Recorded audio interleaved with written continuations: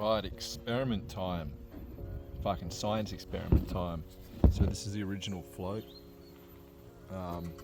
that had a split in it somewhere. But I found it. So coat it in this shit.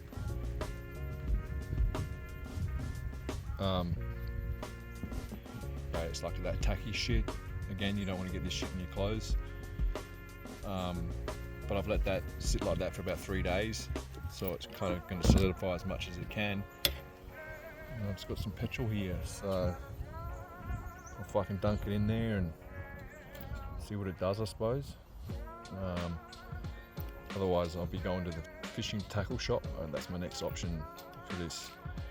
While on the subject of fucking pickups and shit, I went somewhere to see if I could get that flared, but I can't unless I get the whole thing redone, but that's alright. This was caked in shit. It took a fair bit to clean. I was having issues with my fuel gauge working correctly, and it would have been from this. Like, it was filthy. And I spoke to, check out the rust in the back.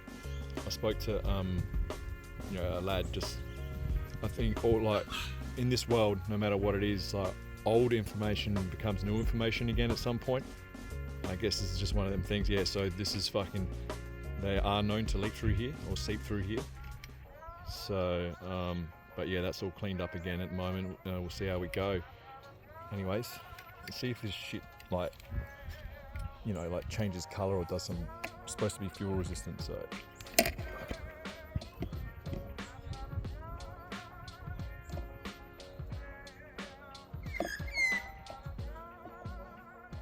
No bubbles.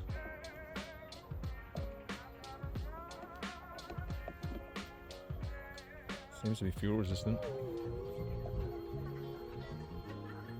There's a bubble. Anyway, I'll let it sit in there and see what the fuck happens.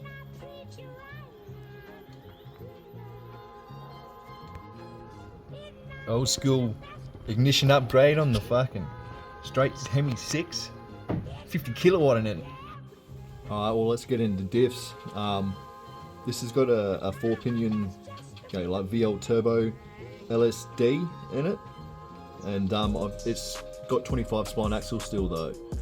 So I think you go EL Ford axles. They're 28 spline. You get a machine down to go 28. See, this has got a standard sway bar on the back. And with all the work done on this car, this thing still needs help with steering, and this is the missing link. Like this, I've known that I needed a fatter sway bar, just done that double up mod on the other car, which against is terribly because it's a full spool, you can just feel the car loading up and twisting. And the car, it drives so much fucking better. So, yeah, great mod for anyone out there. Obviously, these things need re-engineering, and that's a missing link on this car. Like, everything else has basically been replaced or upgraded or whatever. But yeah. Yeah, this is a True Track, just one of them cheap ones, like a $600 one or whatever. And this is a 28 spline, and you need to do like the Ford axle upgrade to do that shit. But yeah, fucking I don't know, like I'm definitely not swapping this into the LSD for a bit, because it's fresh. It's like fresh as, like super fresh. So here's the VHT chassis paint, fucking ready for a real job in all its glory. I think that shit was missing from the store for about a year through all the bullshit over the last 3 years.